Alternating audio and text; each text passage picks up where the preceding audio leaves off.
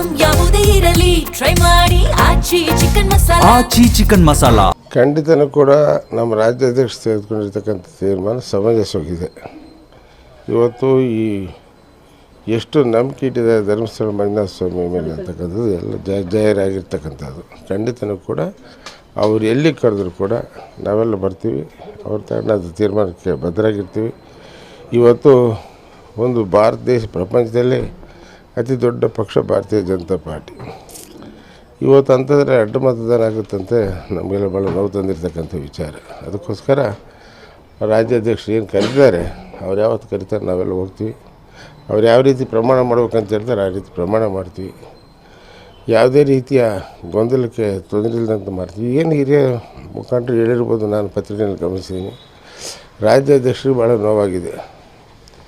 ನಾನು ಹಿಂದಿಂದ ಒಂದು ಮಾತು ಹೇಳ್ಬೇಕಂದ್ರೆ 2011ರಲ್ಲಿ ಜನಾರ್ದನ್ ರೆಡ್ಡಿ ಅವರು ರೆಬಲ್ ಆಗಿ ಎಲ್ಲ ಶಾಸಕರು ಹೈದರಾಬಾದ್ಗೆ ರೆಸಾರ್ಟಿಗೆ ಕರ್ಕೊಂಡು ಹೋಗಿದ್ದರು.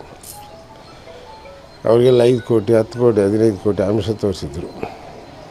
ಆ ಸಂದರ್ಭದಲ್ಲಿ ರೇಣುಕಾಚಾರ್ಯ ಇನ್ನೊಂದು ಭಾಳಷ್ಟು ಜನ ನೀವು ಹೋಗಿರ್ತಕ್ಕಂಥ ನಿಮಗೆಲ್ಲ ಗೊತ್ತಿದೆ. ನಮಗೆ ಭಾಳಷ್ಟು ಪ್ರೆಜರ್ ಹಾಕಿದರು ಕರ್ನಾಟಕ ರೆಡ್ಡಿ ಜನಾರ್ದನ್ ರೆಡ್ಡಿ. ನಾವು ಯಾವುದೇ ಆಮಿಷಕ್ಕೊಳಗಾಗಲಿಲ್ಲ. ನಾವು ಪಕ್ಷನಿಷ್ಠೆ ಯಡಿಯೂರಪ್ಪನ ಮೇಲೆ ಇರ್ತಕ್ಕಂಥ ವಿಶ್ವಾಸಕ್ಕೆ ನಾವು ಬದ್ಧರಾಗಿ ಇಲ್ಲೇ ಉಳಿದವ್ರು ಬೆಂಬಲ ಕೊಟ್ಟಿರ್ತಕ್ಕಂಥದ್ದು ಎಲ್ಲ ಯಾರೋ ಕೆಲವರು ಮಾಡಿದ್ರಿಂದ ಈ ಥರ ಹಣೆ ಪ್ರಮಾಣ ಅದೇ ಒಳ್ಳೇದು. ಅದು ಮಾಡಲೇಬೇಕಾಗುತ್ತೆ. ಪಕ್ಷದ ಮೇಲೆ ಅವರೇನು ಅಧ್ಯಕ್ಷ ತೀರ್ಮಾನ ಮಾಡ್ತಾರೆ ಅದು ಒಳ್ಳೆಯದು. ಎರಡನೇದು, ನಮ್ಮ ಪಕ್ಷದ 11 ಜನ ಶಾಸಕರು ಪಕ್ಷದ ವಿರುದ್ಧವಾಗಿ ಹೈದರಾಬಾದು ಗೋವಾ ಹೋಗಿ ಪಕ್ಷದ ವಿರುದ್ಧವಾಗಿ ಮತ ಹಾಕ್ತಕ್ಕಂಥ ಕೆಲಸ ಸಂದರ್ಭ ಬಂದಾಗ ನಾವು ಅವತ್ತು ಕೂಡ ಪಕ್ಷ ನಿಷ್ಠೆಯಿಂದ ತೋರಿಸಿ ನಾವು ಅವತ್ತು ಪಕ್ಷದ ಜೊತೆಗಿದ್ದು ಆ ಬಹುಮತ ಆಗಲಿಕ್ಕೆ ಅವಕಾಶ ಆಗೋಂಥ ಸಂದರ್ಭದಲ್ಲಿ ಆವಾಗಲೂ ಕೂಡ ನನಗೆ ಇದೇ ಕಾಂಗ್ರೆಸ್ JDSನವರು ನನಗೆ 15 ಕೋಟಿ ಹಣ ಕೊಡ್ತೀವಿ ಅಂತೇಳಿ ಆಫರ್ ಮಾಡಿದರು.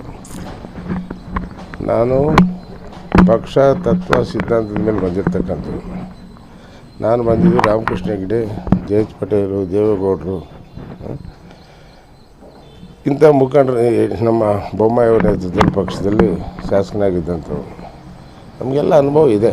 ಪಕ್ಷ ಯಾವ ರೀತಿ ನಡ್ಕೊಳ್ಳುತ್ತೆ, ಪಕ್ಷಕ್ಕೆ ಯಾವ ರೀತಿ ಗೌರವ ಕೊಡಬೇಕು, ಪಕ್ಷಕ್ಕೆ ಯಾವ ರೀತಿ ಬೆಂಬಲ ಕೊಡಬೇಕು, ಪಕ್ಷನ ಯಾವ ರೀತಿ ಉಳಿಸ್ಕೊಳ್ಬೇಕಂತಕ್ಕಂಥದ್ದು ನಮ್ಮ ರಕ್ತಗತವಾಗಿ ಬಂದಿರತಕ್ಕಂಥದ್ದು.